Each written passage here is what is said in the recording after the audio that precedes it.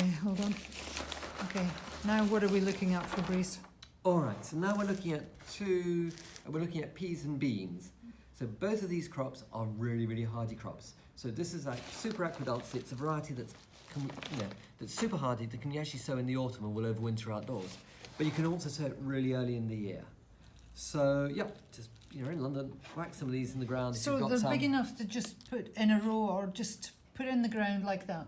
Put in the ground like that, maybe an inch or so down. Okay. In rows, about a foot apart. Oh, it's about 2 foot apart. Yeah. Maybe 10 centimetres apart in a row. I can't remember. And peas? Peas.